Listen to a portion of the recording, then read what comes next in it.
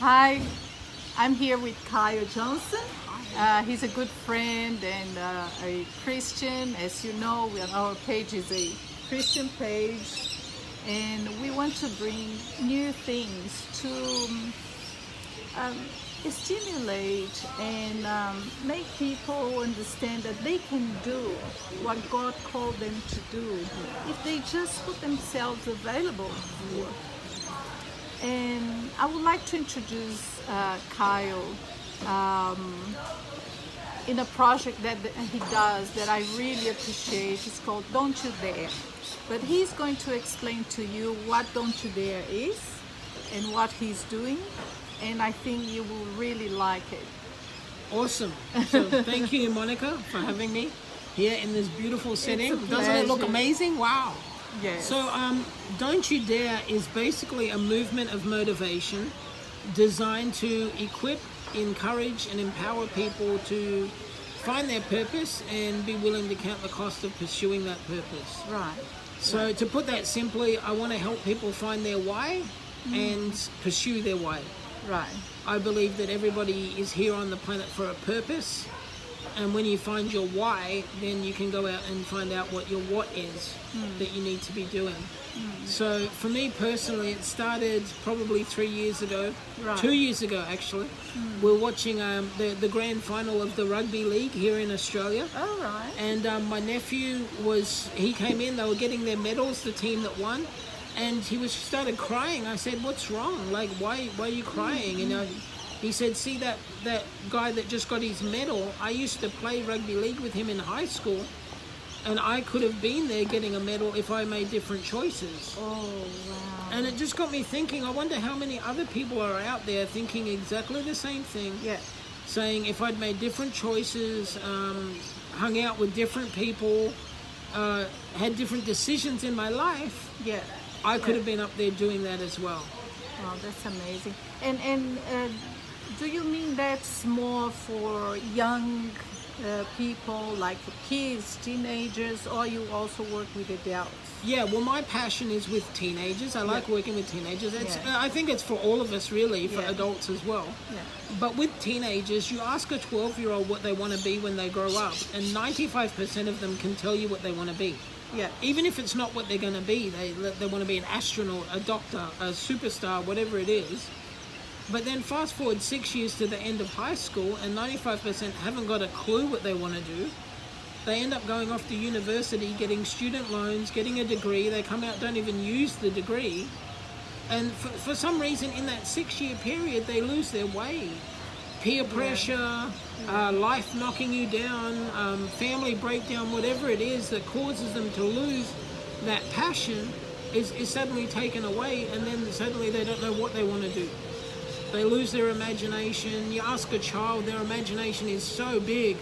And so like the Easter Bunny, Santa Claus, whatever, like you can do anything. Yeah. But for some reason, by the end of their teenage years, they don't dream like that anymore. They don't have that What do you imagination. think that happened? Did they get discouraged? Or? I think they get discouraged, peer pressure from other teenagers saying, "Hey, what are you doing?" Particularly in Australia with the tall poppy syndrome. They're like, "What are you doing sticking your head up thinking you're better than everyone else? Just come back down here with us." Yeah. Yeah. And I think they just get the stuffing kind of knocked out of them, and the desire and the passion dies down, much like a fire at a campsite or something. If you don't keep putting wood on it, the fire eventually dies down and goes out. And I think that happens with a lot of our young people today. And how do you approach these kids? How is your, how Don't You Dare, like a movement, works to motivate these kids? How's that? So basically, there's 3 things that I cover in the Don't You Dare curriculum. It's resilience, character, and integrity. Right. So with resilience, it's that whole bounce back ability, the whole, even though life may knock you down, you get back up again. Like you don't lose a boxing match because you get knocked down. You lose because you don't get back up again. True. And so we've all had issues in our life and situations and circumstances where life has knocked us down. We've been set back. We've taken a blow. But the result of what you actually do out of that is more important to me than what actually happens to you. Right. So the first thing I say to teenagers when I go in is, what are the 3 hardest times in your life? Write them down, think about them. And they do that. And then I say, the fact that you can write them down or think about them tells me that you're already an overcomer. Because you've just told me the 3 hardest things in your life, but you're still here to tell the story. Yeah, yeah. So, and That's when amazing. you say that to a teenager, their eyes light up. They realize they do. that Maybe they can change. Maybe I'm not a loser. Maybe Yeah. I'm not this. Maybe I'm not that, because I've survived the 3 hardest things in my life. Wow, that's amazing. And so, yeah, I really believe, I mean, I've been through stuff personally as well. So a lot of the whole message is because of my experiences and what I've been through. And there have been times I've been looking, I've wanted to give up and I've wanted to quit. But yet something inside of me said, no, there's got to be more than that. What is this thing inside of you? Well, for me personally, it's my Yeah. relationship with Jesus. So Yeah. that's what's inside of me. Yeah. And That's so- what I want to know. Yeah, How totally. was this movement inside you Yeah. that Jesus made so you could make a difference in other people's lives through your experience, through your knowledge, through your faith? Yeah, well, totally. And I believe personally, like I believe my relationship with Jesus is 2 ways. It's like vertically, and then it's horizontally as well. Right. So my relationship with Jesus is very important to me, and it's something I'm constantly working on. I don't always get right, but I keep working on it that's- each and every day. Yeah. And then horizontally, my relationship with everybody that's around me. I want to be somebody who leaves a legacy. I don't want to just build a kingdom for Absolutely. myself. And so I always say that about legacy. You know, what's the legacy that you are leaving to your kids? Yeah. To the future generations. Totally. I came across this quote and I posted it on my Instagram the other day. It was, more importantly than the life you live is the life that you leave. And for me personally, that's really what's important to me, is that what's going to be here once I'm gone. What lives on once I'm gone. Yeah. And- How will you be remembered? Yeah, pretty much. I think about it. How I will be remembered. Yeah, pretty You know? much. Will I be remembered? Yeah. Yeah, and I think I had a teacher, actually she was the principal of the school. She was Yeah. a very interesting lady. And she used to say there are 2 people in life. Yeah. One that makes the difference Yeah. and makes history. Yeah. And the one that just passed through history. Yeah. Which one would you like to be? Yeah. And I was like, I want to make a difference. Yeah. Yeah. Totally. Yeah. And I'm the same. And it's interesting you bring up history, because to me, and we as believers, we get this, is that history is his story. And that's what it's all about. We get to be a part of his story, which is That's interesting. it's a phenomenal opportunity for us. What a privilege. Yeah. That out of all of time and everything that's gone before us, everything that's going to come out of us, we get to play a part. And so that's what I'm trying to encourage, particularly the young people. Like, don't take that lightly. What is your part that you can play? Yeah. You can make a difference in this world. Yeah. So then after the resilience factor, I talk about character. So to me, character is important. So it's don't you dare stay down, rise up, is resilience. But character is don't you dare settle, reach further. So many people settle, Monica. It's for whatever reason, they just settle. Like they've tried to do something and it didn't work out, or a relationship And they didn't just happen. stop. Yeah, they just stop and they just settle. One of the saddest verses in the Bible for me is found in Genesis, when it talks about Abraham, before he became Abraham, left from Ur of the Chaldeans to set off for the land of Canaan. But it says when they got to Haran, they settled there. And the very next verse says that after they settled in Haran, Terah died in Haran. And there's so many people that die in a place where they've settled. Their dreams die, their desire dies, their passion dies, and they just settled. And what do you do to rise these expectations again, the dream again? How is the practical work? Do you go to schools and talk to schools, or do you approach them? How do you approach the kids? Yeah, so basically I contact schools. Like I personally just want to, in everyday life, I want to inspire people just walking around. Yeah. But on the Don't You Dare side of things, I approach schools and say, here's my curriculum. Here's what I teach about. I think it's something that's very important to school children.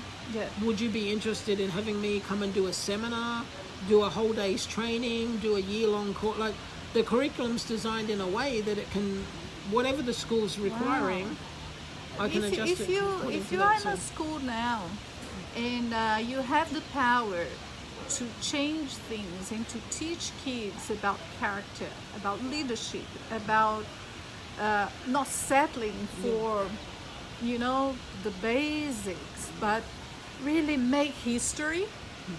So you can contact Kyle. Yeah. And Kyle, would you like to give your contacts? Yeah, totally. I can give my contacts. So we're having a bit of an email issue at the moment, but that's fine. But you can still contact me at Gmail. Kyle Terrence Johnson, that's TERRENCE Johnson at gmail.com. Or my phone number, can I give that out as well? Sure. Yeah, absolutely. If you're out there, if you just want to chat, give me a call. Yeah, no problem. So 0432 200 665. 0432 200 665. We normally don't do that, Yeah. but I think this is something that works because of all the issues that we've been seeing in schools, Yeah, the totally. bullying and the suicide. It's just this crazy. is a time of suicide preventing, isn't Yeah, it? totally. So So- how are you working with that? Well, I think that, suicide, nobody wakes up, goes to bed sleeping, feeling fulfilled, and then wakes up in the morning and thinks, I'll commit suicide today. It's a progression. Like, there's a progression that's in there, and a lot of these issues that we're discussing are reasons because of that. Because life has knocked the stuffing out of them, because of a family breakdown, because of bullying, because of peer pressure, because of all of this stuff, they just, they get to a point where they feel like they're hopeless. Yeah. I want to give people hope, because when you lose your hope, you're hopeless. You have no hope. Yeah. So when you feel like you can't go on anymore, what a sad place that is for a human to be. When we were never created, we were never designed to live like that. Yeah.